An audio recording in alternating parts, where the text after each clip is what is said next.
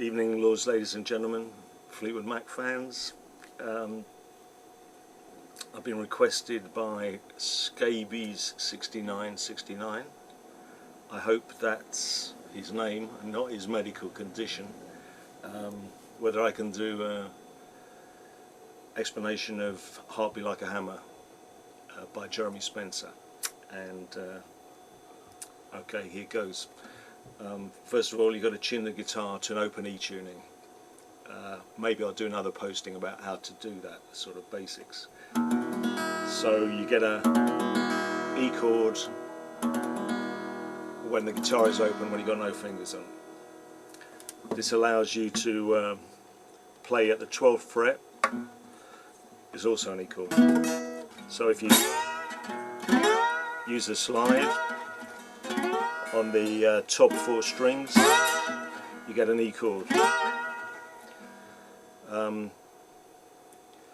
It also means you can do this blues shuffle thing somewhat easier than you can do it on a normal guitar. You're playing E and you're playing E6. I think that's E with a D flat in it, I think so. So you just, in this position, have to put your finger on the 2nd fret on the 5th string. When you move up to the A, you're just doing exactly the same. And up to the B.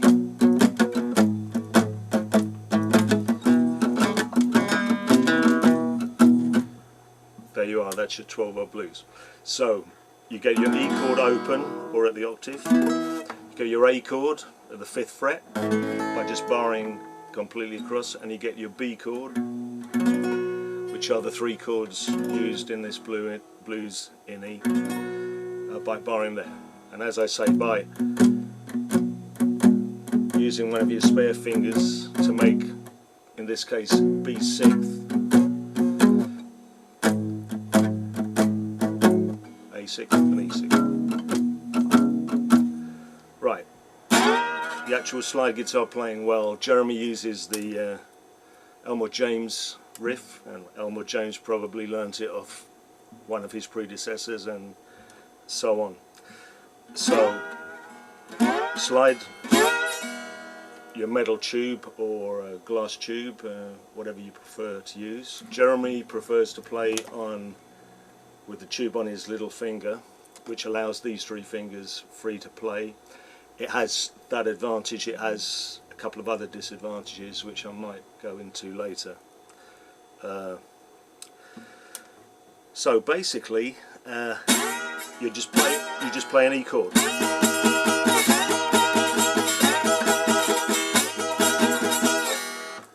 In I guess that's triplets. Da da da da da da. You slide up to just before the 12th fret for it to be in tune, and the sort of melody, if you like, is so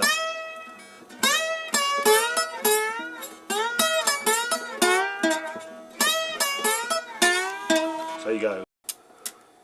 So Heartbeat Like a Hammer, I haven't looked at it recently, but we got something like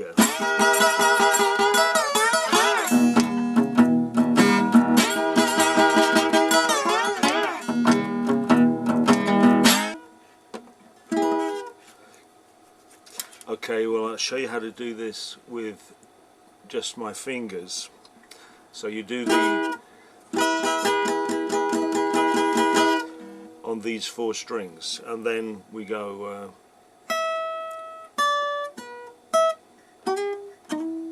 which is 1st string, 12th fret, note E. Slide your slide down to play the D note on the 1st string. From here, slide the slide back up and play this B note on the 2nd string. So we got, sorry. Then the slide's already here, so you play again the E note on the 1st string. So and then slide the slide up to play the A flat on the 3rd string, and then the E here.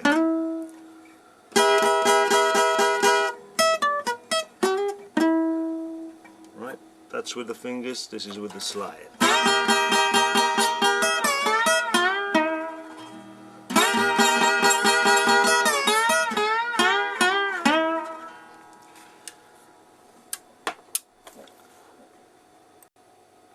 So in practice, Jeremy Spencer or even Elmore James can do anything from playing the chord all the time like this to breaking it down to those individual notes, or anything in between. You can't do it wrong. You can play pairs of notes instead of the single notes, it'll work. Like that.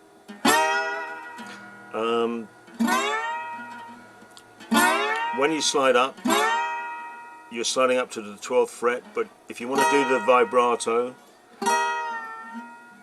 I'm exaggerating here, but flatten it. Always be precise when you go back up to the note. You're aiming at a particular target. You're not playing an E and then going above and below it. You're going up to it and flattening it if you wish to produce the vibrato.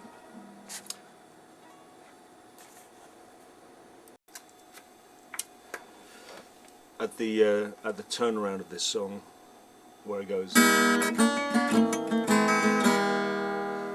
the McVie on the bass is going, so he's ending on a B here. Unlike most blues, it doesn't go to the chord B. It doesn't go. It just stays on E. So you've got an E chord sounding against a B on the bass, which is making an inversion of the E chord if you want to get technical about it. But and with the Mick doing his sort of fills, that makes it sound slightly different but very effective. I've just realised that probably all the guitars are not in tune with each other, because I've done this thing in several bits, and almost certainly this guitar isn't at concert pitch. I don't know where it is at, but bear that in mind. You might not be able to play along with it in the key of E. But I think the essential information about how to play is all there.